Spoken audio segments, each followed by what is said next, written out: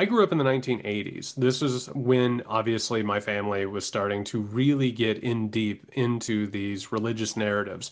And on the back of things like How Should We Then Live were more apocalyptic conspiratorial sort of books and culture. This is right around the time where you start having the stirrings of like the New World Order conspiracy theory, right? The idea that a satanic conspiracy was going to overthrow America and turn everything into a one world government, which, by the way, is a leftover of communist fear mongering of the Red Scare.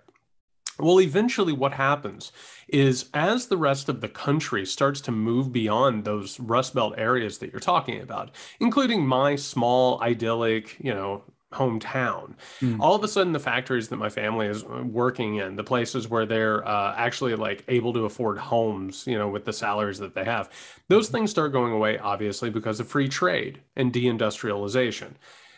My family didn't have the understanding of economics that a lot of these people were talking about do. People in Eastern and Western elite circles understand industrialization and economics and politics because they've gotten the educations that allow them to, because they are a managerial class that oversees all of this. They understand all of this. My family didn't know that. They went to school, they were taught a very actually religious tinged education. You look up to America, God is on our side. It's a very religious type of education. Meanwhile, their religious leaders are telling them this is a satanic plot. This is about the devil coming after you. This is about a sinful cabal of people who are coming after you.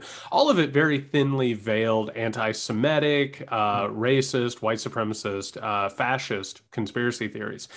So what ends up happening is for literally decades, the people that you and I are talking about right now are not only overlooked ideologically, they're overlooked economically, politically, socially. There's a reason why the middle of America is in revolt against the coast, Mm. why the rural communities are in revolt to the urban communities. There's so much that goes into all of that. But if you really want to understand this, the people who are listening to this conversation, you need to understand that ideology is the story that you use to make sense of the world.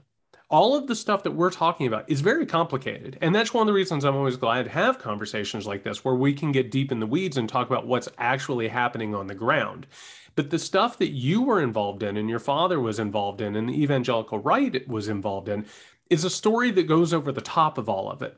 It simplifies it. It's a concentrated version of this. And it's important to point out that those conspiracy theories, outsiders, internal traders, people of color who don't know any better and they're being manipulated, these secular humanists, all that idea, that is a transfer of blame. It takes the anger that my family and the people I care about who are pissed off about what's happened in this country and that they've been overlooked, it takes all of that anger and transfers it from the people who deserve it and transfers it over to their political enemies. And that's always been the case. Mm. So in all of this, what we're actually watching, and I know that people hear, everything from QAnon to the big lie, and they're like, man, who could ever believe this crap? But while they're hearing all of that, they're discounting that it's cultural. It's ideology that these people have been steeped in for years and years and years. And I'm sitting here talking to you about this. And even as we're having a discussion, I know all of this. I've studied it. I've researched it. I'm able to have conversations with people like yourself who were on the ground floor for this stuff.